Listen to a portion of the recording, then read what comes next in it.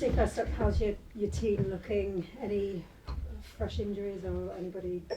Yeah, unfortunately, Julian Bianconi picked up a serious knee injury, which is ruling him out for the season.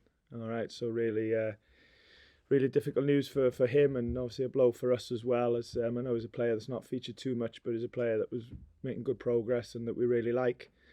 Yeah, we're all obviously gutted for him because it's a serious injury, and yeah, it's a blow to the group as well.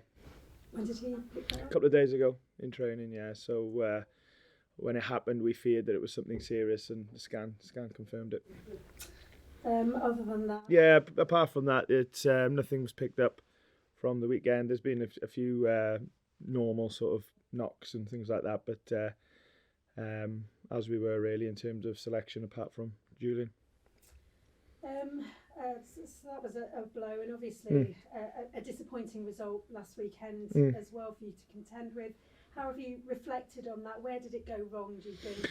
Well, it was a disappointing day, and performance, result, and everything else that went around it was not that we expected, and not something that we intended to happen, obviously. I'd like to think it's been addressed clearly, but like any game, you have to draw a line under it once that you've reflected accordingly and let the players know how I feel about it and how they feel about it, and obviously had some grown-up conversations around that. But at the same time, you do have to draw a line and move on. And like anything in life, you have to live and learn and aim to do better going forward. So yeah, even the game the week before, which was obviously a positive result and a good performance, we still looked at that thoroughly and the process behind it. And done the same for the Arsenal game, but all focus and all eyes now are on Brentford, and it's time to go to back to the City ground and hopefully put in a good performance and get the result that we really want. How do you stop performances like that affecting confidence? You concerned that it has at all? Well, I think it's always good to talk through exactly how it is. I don't think you should ignore things. I don't think that you should shy away from things, even if they're difficult conversations, and that's including the players having their say. So that's what we like to do. And like I said, difficult moments, I think, are about sticking together and to really talking it through. And like I say, aiming to draw a line and move forward. And, we've not, like I say, we've reviewed and dealt with it, but, we've not dwelled on it because, like I said, the most important thing is now we're a couple of days away from the next game, and we're just all committed and prepared to playing at the level that's needed to go and win a game. And you're playing at home. Yeah. 7 of your 9 points this season have come at home. What do you think is the difference in terms of playing at the City ground? Is it all about the atmosphere? Well, we won't take it for granted. That's for sure. Of course, a lot's been said about the atmosphere in our ground and the support that we've been getting, which we're obviously very grateful to, and it's helped us for sure on the days. But we have to, as I've said numerous times, we have to not take it for granted, and we have to make sure that we try our very best to keep it at that level, because that means the supporters are supporting a team that they are connected with, and if we get that right, it means we're playing well. It means the supporters are right behind us, and the stronger that we can make that connection, the better it can be on a match day. But that doesn't mean you're going to win, lose or draw a game, but it can help you, and that's what we've got to aim for. But I go back to, we've got to really focus on our bit, and that's performing well and showing the right level of attitude and commitment and concentration. To play at the required level, and if we do that, like I said, we don't just give ourselves a chance of having a good atmosphere. We give ourselves a chance of winning the game, and that's what we need to do. What do you make to Brentford? They'll be without Toney. Does that make your task that little bit easier? Well, he's obviously, Ivan Toney's been become a really top striker in the league, and on a great journey to becoming that, working his way up. But so it's still going to be a really tough challenge. Brentford are a squad that I know they have added over the transfer windows, but they have a squad of players that have been there a while, and there's a lot to be said for that. And obviously Thomas has been there with his coaching staff as well, so they have good continuity. And I like all squads in the Premier League. You always have to plan for players not being available in any position, and I'm sure they will be the same. But whatever team Brentford put out, or any team in the Premier League, is going to be a tough challenge, and we'll be planned for that. But particularly after last week, we have to really focus on our performance levels and how we approach the game at home, hoping that that's the biggest factor in the game. We've got to earn that, of course, but now we need to be ready.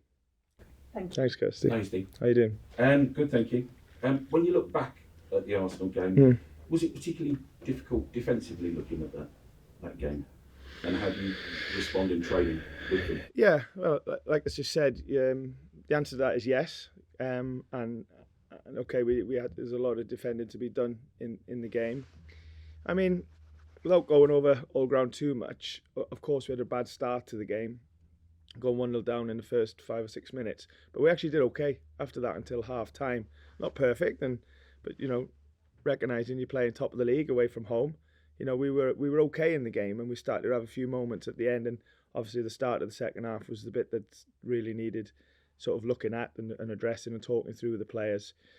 So to answer your question, like I said before, you reflect and review and hopefully deal with things, but try and learn from it and improve going forward. And what I would say is, just as we didn't get too high after the result the week before against Liverpool, we're not going to get too low after this one at Arsenal, because that's completely counterproductive. We have to, as I said, review the game, deal with it, but then move on and focus for the next one. And we're sitting there 2 days away from the next game, and I'm not thinking about the last game. I'm only thinking about the next game, and that's where our thinking is. With Jesse Lingard, there was a lot of hope and a lot of buzz around the fans at signing such a big name.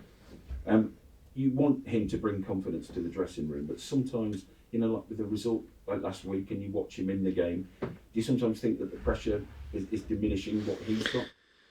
I think it's difficult, really, in a game like last week to talk about one player, because that was a collective effort, just like it was the week before against Liverpool. It was never, and it's not going to be any one-man show, or even two or three. It's going to be a real collective, and not just the players. I include myself and the staff, and even when we play, even the supporters, and anything that we do, we win, lose or draw. We want to do it together. I understand around Jesse because of where he's played his football before, and international stage. There's always maybe a bit of extra thinking, but we don't think like that. We have to treat him for what it's worth, like everybody else. And what I do know is that Jesse is working really hard on the training ground. He has a very positive influence around the place in a professional way, and like everybody else, we're all aiming to improve our situation. And I'm not one for treating anyone any differently. We want to treat everyone the same, because that's what we've got to be if we want to be as together as we need to be going forward. And that's basically how I see it. For a newly promoted side, are Brentford the benchmark or the modern benchmark for a side coming in? Well, they're a good example, and they of being ready for the next step and being able to cope or even excel. Like last year. So yeah, there's definitely a good sort of reflection piece to look at them, and there'll be others as well around the league that have done well in terms of not just getting to the Premier League, but been able to stay there. So yeah, you have to recognise that and respect it and admire it as well, really, in the progression that they've made over the years. I can't say I know Brentford that well as a club and the strategies, etc. But from the outside looking in, they've only seemed to be improving in so many areas, and you have to look at that and, like I say, show a lot of respect to it. Cheers, Steve. I was actually going to ask that, almost a very similar Brentford question. I wonder whether, you say you don't know them well as a club, is that something you sometimes do as a manager when you get clubs like that? They come to the City grounds, you try and sit down pre or post match with people from around clubs and go, right, and learn those lessons? we try and beat them. That's really what we're focused on. No, not on match days. No, I think it's maybe not so much for someone in my role. My focus really is on the team and what surrounds the team on any given day. There's different levels of executive levels, and we have a sporting director now that would be more on the strategic sort of longer term front. So, but surely that does go on at clubs when you have to look at good and indifferent practice elsewhere and see what learnings that can be taken to help your own club improve. It's a couple of 6 points to Brentford, who are in 11th at the moment. You've got this long break coming up. Yeah. How important, without wanting to pile more pressure on, how important these next couple of games so that you're not going with that gap being too big? Well, it's really important, but we're not on our own. I think it's important for everybody, to be honest, because this is a unique season in terms of the break and the World Cup. And you often ask similar questions when you go into an international break about not going into it on a low. And I think this is a similar sort of situation, albeit it's a bigger break. But it's important to us. But I think it's important to everybody. And I guess we're all looking to improve league positions wherever you are, or sustain it if you're at the different end to what we are. We certainly need to improve our league position and our points tally. So, but listen, we're not at the start of the season, but we're not at the end either. So we have to look at it and go, we've actually got 3 games because of the League Cup as well, but there's the 6 points to play for. Everyone's obviously playing to get maximum points. We're no different. And let's see how it goes. But like I said, important week. We take it game by game, so we're definitely not looking past Saturday. But knowing that we have to have the right approach, we have to have the right attitude and a mentality that we can succeed. And we have to believe that. Thank you. Any more broadcast questions? Two. JB and then we'll finish there. John. Just ask about Omar Richards. How's Yeah. far away is he back from the sort of training the group? Yeah, no, he's doing well. Yeah, he's doing well. He's not with the group yet, but he is at the next stage of his recovery, which we see him often out on the grass doing some strong rehab work now with his boots on and running and even a bit of ball striking. So he's definitely making good progress. I don't want to give it a date because and we certainly won't see him this week. But hopefully, at some stage when we return, we might be able to see him pretty soon, which would be great. See Toffolo back for the World Cup? No, unfortunately not. No. Okay, we'll finish here. Hi Steve, just a couple of follow-ups from me. Without meaning to sound like an obvious question, but on the pitch, what kind of test do you expect in Brentford to bring to the City ground on Saturday?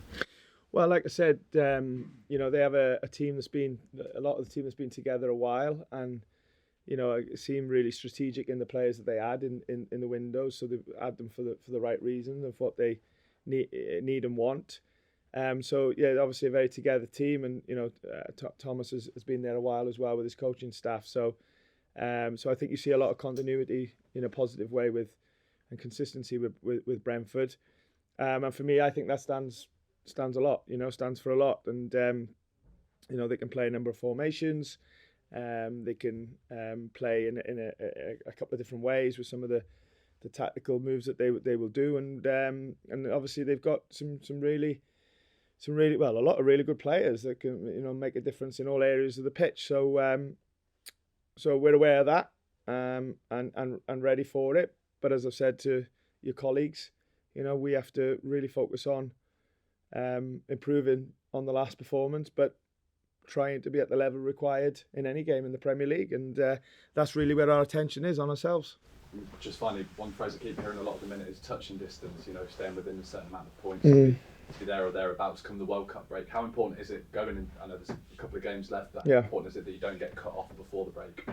Well, yeah, like I said before, everybody's got two games to play, 6 points, and we are different contexts because of league positions, but we're all in the same boat of wanting to go into the break on a high and wanting to have some positive feelings at the end of this first phase.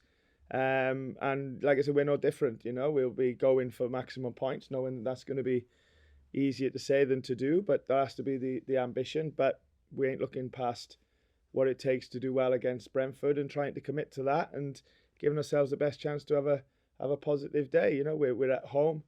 You know, last time we were at home, it was good, and we've got to try and replicate that. And but only we can do that. But we're in control of it. So, you know, let's hope we can commit to it.